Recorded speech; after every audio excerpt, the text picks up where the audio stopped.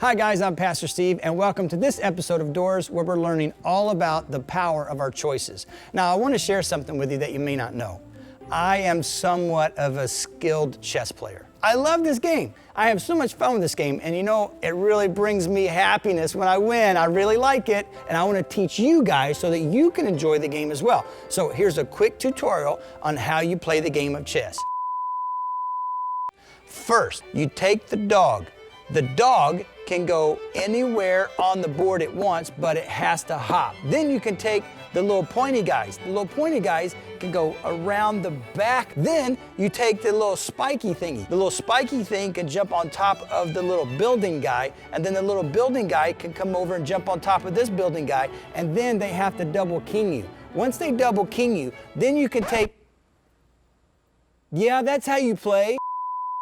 Then this guy can just wipe everybody out, just like that. And then the little building has to go over here, and then the little dog is done, and that's how you win at the game of chess. I think that's how you play. Well, you know what? We're gonna watch this short story where some people are really gonna play chess. Then we're gonna come back and talk about another choice that's a big deal for you. Watch this.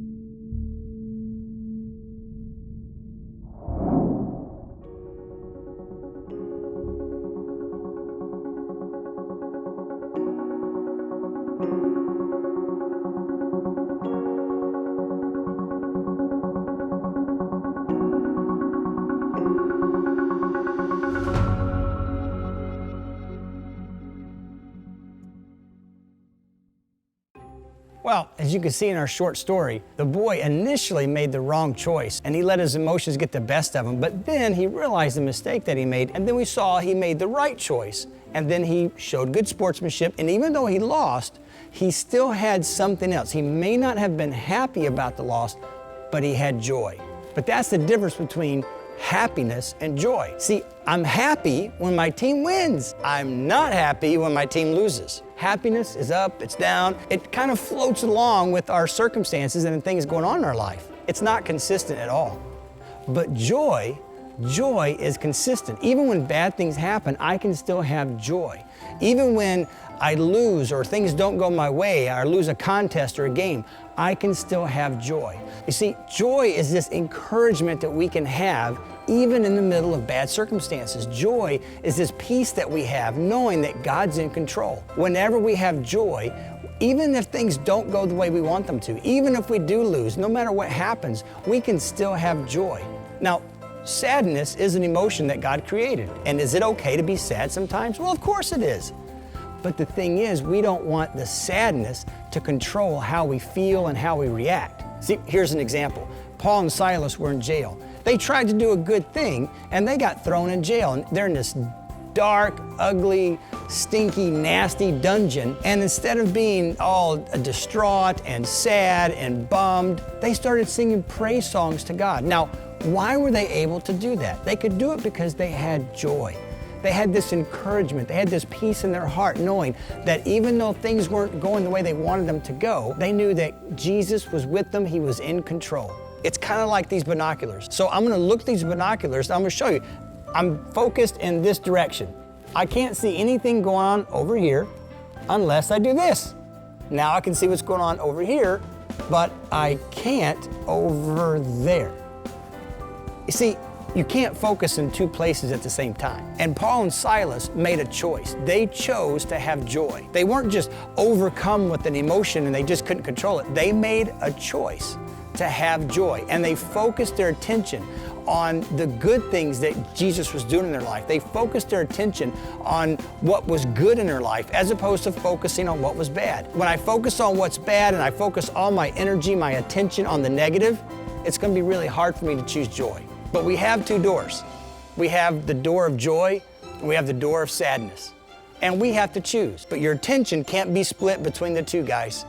You're going to choose one or the other. And no matter what happens in your life, no matter what is going on around you, you can choose the door of joy and have that encouragement and have that peace in your heart, knowing that everything is going to be okay.